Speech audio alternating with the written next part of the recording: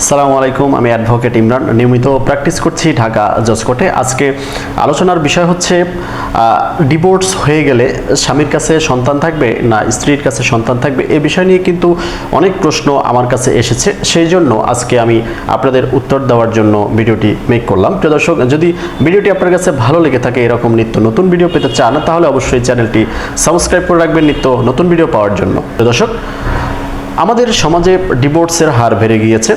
সমাজে ডিভোর্সের সংখ্যা যদি আমি হিসেব করি, তাহলে আপনার বাংলাদেশে টোটাল বাংলাদেশ হিসেব করলে কিন্তু ডিভোর্সের হার হচ্ছে 47%। আর যদি শুধুমাত্র ঢাকার কথা চিন্তা করি, তাহলে ডিভোর্সের হার হচ্ছে 82%। চিন্তা করা যায় কি পরিমাণের ডিভোর্সের হার হয়েছে। এই যে ডিভোর্স, নানান কারণে ডিভোর্স হতে পারে। প্রথমত টিকটক, ফেসবুক এর মাধ্যমে পরকীয়ায় লিপ্ত হতে পারে স্বামী কিংবা স্ত্রী। এছাড়া স্বামী যদি বিদেশে থাকে, তাহলে স্ত্রী এদিকে পরকীয়ায় লিপ্ত হতে পারে। আবার এমনও হতে পারে যে আপনার স্বামী বিদেশে গিয়ে অন্য মেয়েদের সাথে পরকীয়ায় লিপ্ত হতে পারে।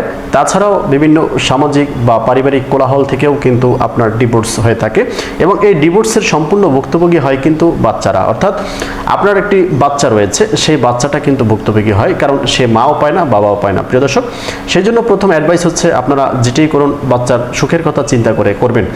এবার আসেন, যদি ডিভোর্স হয়ে যায়, সেই ক্ষেত্রে আপনাদের বাচ্চাটা কে পাবে, অর্থাৎ মায়ের কাছে যাবে না বাবার কাছে যাবে। আইন অনুযায়ী যদি হিসেব করি, তাহলে ছেলে বাচ্চা যদি হয়ে থাকে, তাহলে 7 বছর পর্যন্ত মায়ের কাছে থাকতে পারবে। এর পরবর্তীতে কিন্তু চাইলে বাবা নিতে পারবে।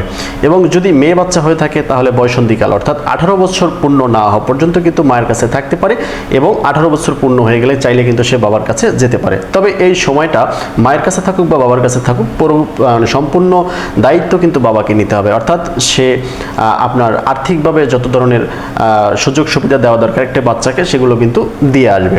প্রিয় দর্শক, যদি আপনার বাবা নেশাগ্রস্ত হয়ে থাকে, সেই ক্ষেত্রে কিন্তু চাইলে মায়ের কাছেও সন্তান চিরজীবনের জন্য থেকে যেতে পারে। এছাড়া বাবা যদি বিয়ে করে এবং ওখানে যদি ওই স্ত্রী এবং অন্যান্য যারা রয়েছে তারা যদি বাচ্চার কোনো ক্ষতি করার চেষ্টা করে, সেই ক্ষেত্রেও কিন্তু মায়ের কাছে থাকতে পারে।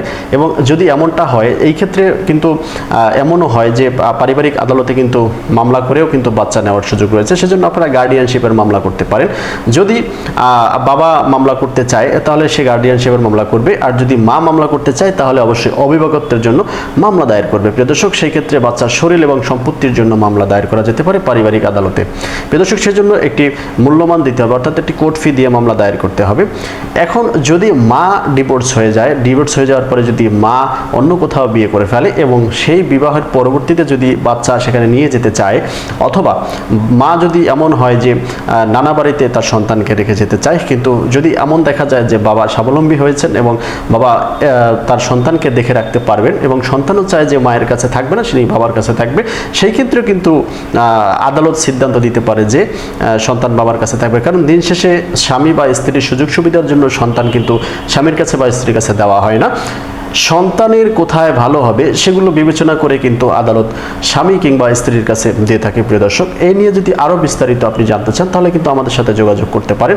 এছাড়াও যদি আইনি কোনো প্রক্রিয়ার মাধ্যমে যেতে চান, যে আপনার সন্তানকে আপনি ফিরিয়ে নিতে চান, আপনার সন্তানকে আপনি আপনার কাছে রাখতে চান, আপনার সন্তানকে আপনি মানুষ করতে চান, এবং আপনার যে অপোজিশন রয়েছে, অর্থাৎ আপনার স্ত্রী অথবা আপনার হাজব্যান্ড, সে হয়তো নেশাগ্রস্ত অথবা সে অন্য কোথাও বিয়ে করেছে, যার কারণে বাচ্চার ক্ষতিসাধন হতে পারে, এরকম যদি কোনো সম্ভাবনা থেকে থাকে, তাহলে আপনি আইনানুগ ব্যবস্থা গ্রহণ করতে পারেন। সেজন্য আমাদের সাথে যোগাযোগ করতে পারেন।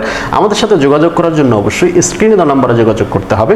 ভালো লাগলে লাইক, কমেন্ট, শেয়ার করতে পারেন। পরবর্তী ভিডিও দেখার আমন্ত্রণ রইল। সেই পর্যন্ত সবাই ভালো থাকবেন, সুস্থ থাকবেন। আপনাদের সুস্বাস্থ্য কামনায় আমি অ্যাডভোকেট ইমরান। আল্লাহ হাফেজ, সালামু আলাইকুম।